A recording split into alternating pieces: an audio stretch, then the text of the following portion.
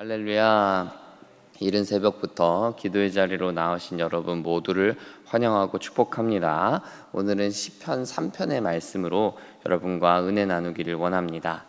우리 군종 목사들은 모두 육군에서 훈련받습니다. 그러다 보니까 훈련받을 때 외우는 군가들도 다 육군에 있는 군가들이에요. 우리 공군 군가는 제가 처음 자대 가가지고 처음 듣고 처음 외우기 시작했습니다. 지금은 조금 가물가물해지긴 했지만 아직도 머릿속에 맴도는 군가가 몇 개가 있거든요. 이제 진짜 몇 개 없지만 그 중에 제일 기억에 남는 군가가 있어요. 그 군가의 가사를 짧게 소개해 드려 보겠습니다.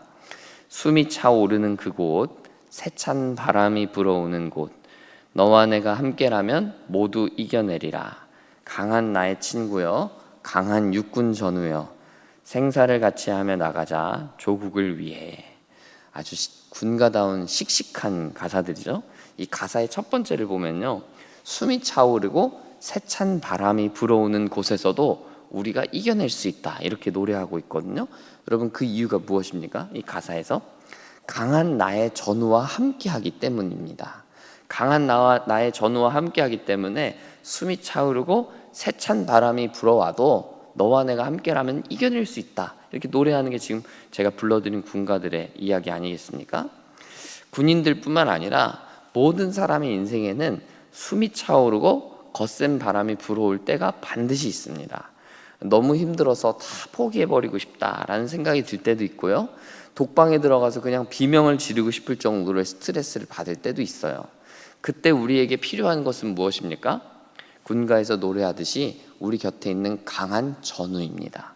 힘이 들어 쓰러질 때 다시 일으켜 줄 수 있는 나의 동료, 좌절하여서 떨군 나의 고개를 다시 일으켜 줄 수 있는 나의 동료, 그렇게 강한 동료가 우리에게 필요합니다. 그리고 우리 크리스천들에게는 그 누구보다도 강한 최고의 동료, 나의 전우가 계시죠?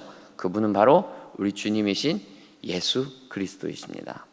예수님은 우리를 더 이상 종이라고 부르지 않고 친구라고 부르셨습니다. 우리에게는 그 예수님이 계신다고 하면 어떠한 세찬 바람이 불어와도 숨이 차오르는 그곳에서도 우리는 반드시 이겨낼 수 있게 되는 것입니다.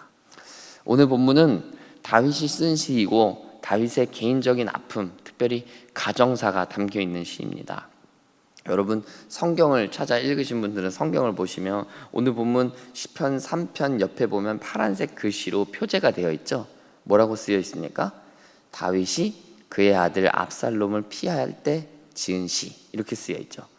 아들에게 배신당하고 아들이 아버지 다윗을 죽이려고 할 때, 아버지 다윗을 쫓아냈을 때, 그때 다윗이 쓴 시다라는 겁니다. 압살롬이 자기가 왕이 되겠다고 자기 주변에 이제 간신들이 붙어서 아버지를 물리치고 아버지를 죽이려고 합니다. 근데 뭐 그 결말은 결국 압살롬이 다윗의 신하들에 의해서 죽임당하는 굉장히 슬픈 가정사, 다윗의 입장에서는 너무 슬픈 가정사가 시작되는 장면에서 쓴 시죠.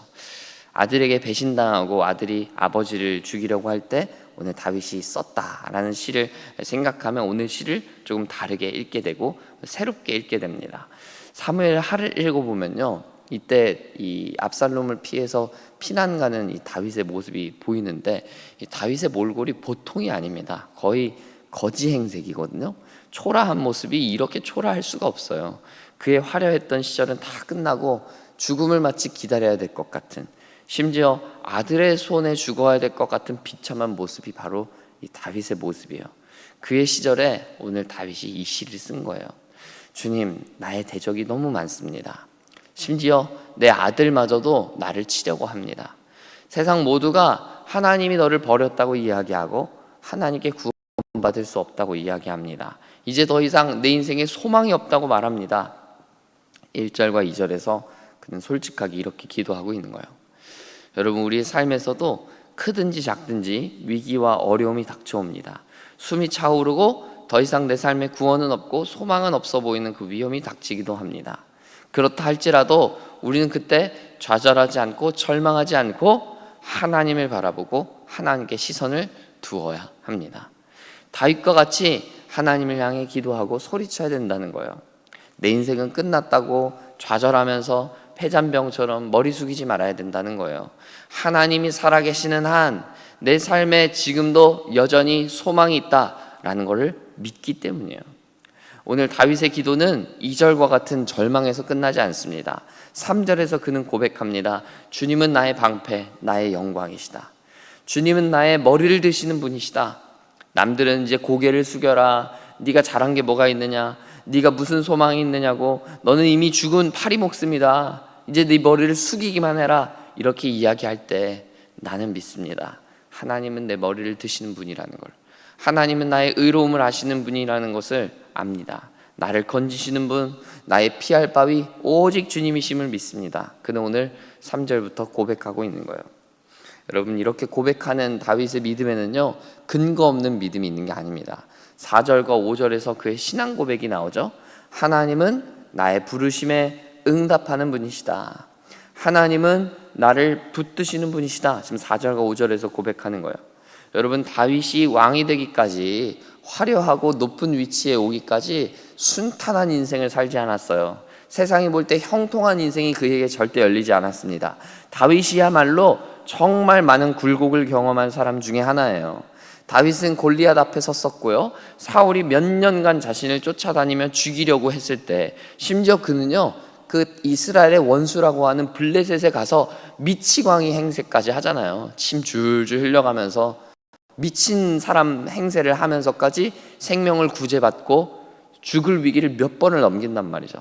더 나아가서는 오늘 그가 우리아를 죽이는 이 범죄 현장 속에서도 하나님의 건지심을 경험했던 경험도 생각해 보게 되는 거죠. 그렇게 그는 하나님의 도우심, 하나님의 구원을 경험했기 때문에 아들로부터 쫓겨난 상황 가운데서도 두려워하지 않는다 고백하며 하나님께 도움을 구하고 있는 것입니다. 그의 믿음의 방패, 그의 믿음의 이 두께가 점점 그 경험 안에서 두꺼워졌다는 걸 알게 되는 거죠. 사랑하는 여러분, 우리에게 이처럼 구원의 경험, 구원에 대한 기억은 너무나 중요합니다. 하나님이 나를 건져주시고 나를 붙들어 주셨던 그 기억과 경험이 어떠한 위기 가운데서도 다시 일어설 수 있는, 소망을 발견할 수 있는 힘을 주시기 때문입니다. 그래서 삶의 어떠한 순간에도 회복 탄력성 있게 일어날 수 있는 힘은 궁극적으로 하나님을 믿는 믿음에서 나온다고 저는 확신하는 거예요. 여러분, 어떠한 상황과 어려움 속에서도 하나님이 누구신가를 기억하는 여러분 되시기를 바랍니다. 하나님은 어떠한 상황에서도 우리의 부르짖음에 응답하시는 분이십니다. 하나님은 우리를 어떠한 위험 가운데서 붙드시는 분이십니다. 그러므로 우리의 소망을 오직 하나님께 두기를 원합니다. 하나님이 우리를 구원하실 것입니다. 더 나아가서는 여러분 삶을 돌아보시길 바라요. 여러분 삶이 오늘에 이르기까지 우리의 힘으로 됐습니까? 우리의 역량과 우리의 능력껏 됐습니까? 그렇지 않습니다.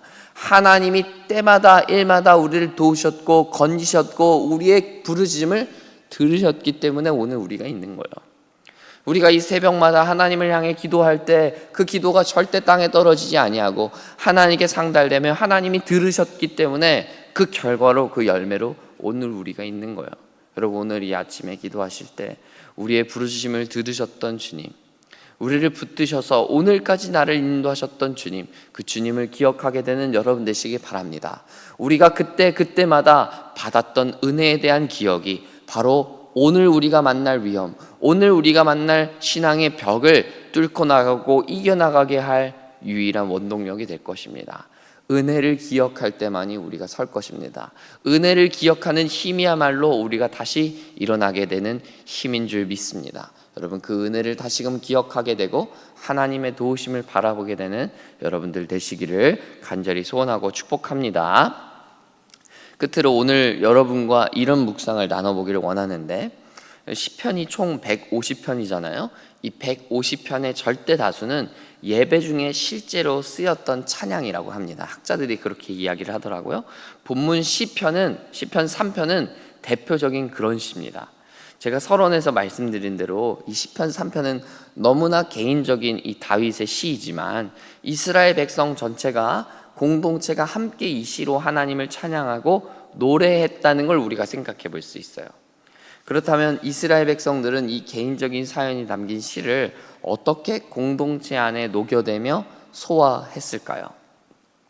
다윗이 소망했고 바랬던 하나님, 다윗을 구원해 주셨던 하나님이 바로 우리 하나님이다, 우리 공동체의 하나님이다, 이들은 믿고 해석하고 고백했던 거예요.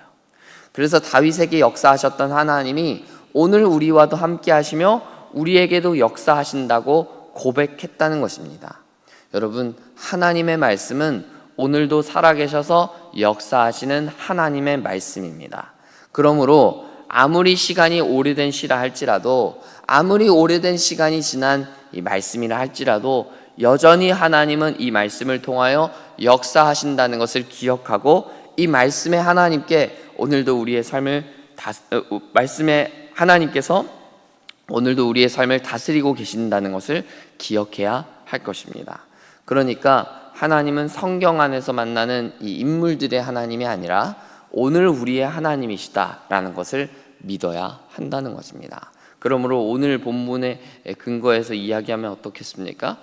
다윗을 건지시는 하나님, 다윗을 붙드시는 하나님, 그 하나님은 오늘 우리의 삶에도 찾아오셔서 우리의 삶을 붙드시고 우리의 부르짖음을 들으시는 분이시다라는 걸 우리가 믿어야 된다는 거예요. 사랑하는 여러분, 다윗의 하나님이 바로 우리의 하나님이십니다. 다윗의 기도를 들으시는 하나님은 오늘도 우리의 기도를 들으시고 계십니다. 여러분, 이 사실을 믿고 오늘도 믿음으로 기도하는 여러분 되시길 바랍니다. 특별히 숨이 차오르고 소망이 사라진 것처럼 느껴지는 상황 속에서도 우리가 고개를 들고 하나님을 바라볼 때, 하나님을 향하여 기도할 때 하나님은 반드시 들으시고 응답하십니다. 우리를 붙드십니다. 오늘 말씀을 통해 그 주님을 바라보며 여러분의 믿음을 주께 드리게 되기를 간절히 소원합니다. 믿음이야말로 우리를 구원합니다. 말씀이 하나님께서 우리를 살려 주실 것입니다. 그 믿음 가지고 함께 기도의 자리로 나아가겠습니다. 함께 기도하겠습니다. 좋으신 주님, 우리의 삶에 위기도 찾아오고 어려움도 찾아올 줄 믿습니다. 그때마다 우리가 우리의 힘과 우리의 능력을 의지할 것이 아니라 하나님을 바라보고 하나님을 의지하게 되는 우리 되기를 원합니다. 특별히 오늘 우리의 삶이 있기까지 우리의 삶에 흘려주시고 우리의 삶에 공급해 주셨던 수많은 것들, 수많은 은혜들을 생각할 때 그때도 하나님의 도우심이 있었지, 그때도 하나님의 은혜가 있었지 묵상하면서 하나님, 우리의 삶에 어떤 어려움도 이겨낼 수 있는 회복 탄력성 있는 신앙을 우리에게 허락하여 주옵소서. 그때 우리에게 은혜 베푸르셨던 하나님이 오늘 우리의 하나님이 되시며 오늘도 우리를 붙들고 계시다는 것을 믿는 믿음으로 말미암아 어떠한 역경도 이겨내는 우리 될 수 있도록 은혜를 더하여 주시옵소서. 그러한 믿음 가지고 오늘 기도의 자리로 나아갑니다. 주님, 우리의 믿음 가운데 새 힘을 더하여 주셔서 힘있게 또 믿음을 가지고 담대하게 기도하는 오늘 우리 될 수 있도록 축복하여 주옵소서. 이 기도 자리에 성령께서 임재하여 주옵소서. 예수님의 이름으로 간절히 기도합니다. 아멘.